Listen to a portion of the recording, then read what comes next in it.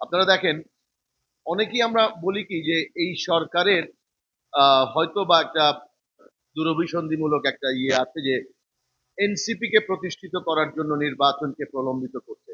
আমি সেটা মনে করি না। 100 বছরও এনসিপি বাংলাদেশে প্রতিষ্ঠিত হতে পারবে না। অন্য কারো কোনো গভীর ষড়যন্ত্র আছে এই নির্বাচনকে পেছানোর জন্য। সেই দিকে মনোনিবেশ করেন।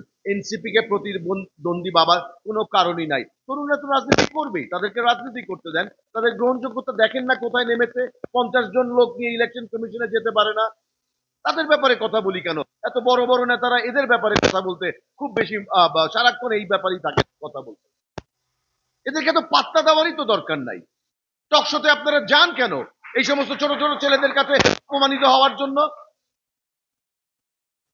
এই জায়গাটাই ঐক্যমত করেন না। ডাকলেই যেতে হবে মিডিয়ার কাছে। এতই কাটতি নাকি মিডিয়া মিডিয়া মিডিয়া, তাই না? Let us boycott them. ওদের এই কথা শোনার দরকার নাই তো আমাদের, ভাই। যাই হোক, নির্বাচনটা হতেই হবে।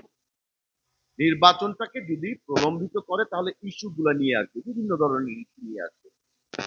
যার ফলে হবে কি, দেখবেন যে নির্বাচন পেছানোর জন্য যেই মহলটা ষড়যন্ত্র করছে তারা সময় পেয়ে যাবে। এই জায়গাটায় আমাদেরকে ঐক্যবদ্ধ থাকতে হবে। গতকাল আমি যাইনি উপদেষ্টার সংস্কার কমিশনের মিটিং এ, কিন্তু যেটা শুনলাম যে 26টি দলের মধ্যে 23টি দল একই সুরে কথা বলেছেন ডিসেম্বর বা তার আগে নির্বাচনের কথা বলেছেন। আমরা এই ব্যাপারে যেন সবাই সমস্বরে আওয়াজ তুলতে পারি। নির্বাচনটা যত তাড়াতাড়ি সম্ভব, দেশের যে সমস্যাগুলো আছে সেগুলা কিন্তু আমরা, আমার মনে হয় যে সেই সমস্যা থেকে আমরা উত্তরণ করতে পারবো। আরো কয়েকটি জিনিস আপনারা দেখেন, এই যে গত 2-4 দিন আগে সুব্রত বাইন, মোল্লা মাসুদ, এদেরকে গ্রেফতার করা, ওয়েস্টেড প্রোডাক্ট।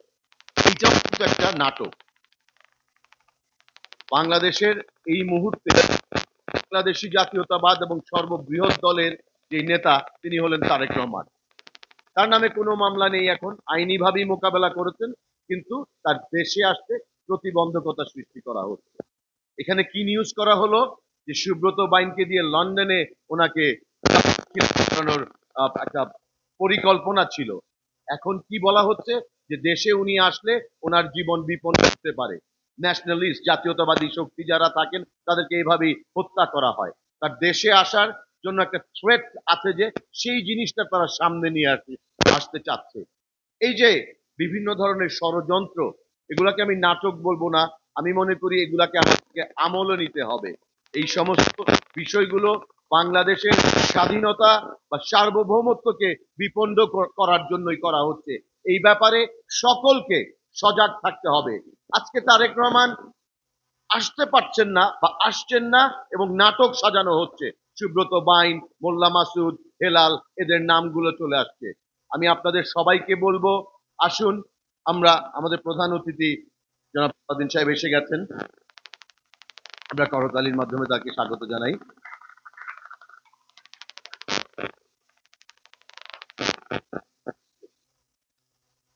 আমার বক্তব্য আর দীর্ঘায়িত করছি না।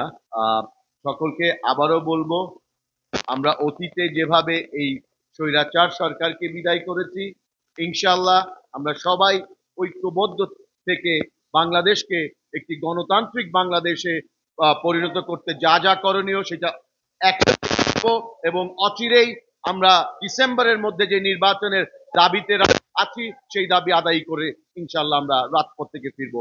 সকলকে ধন্যবাদ। খোদা।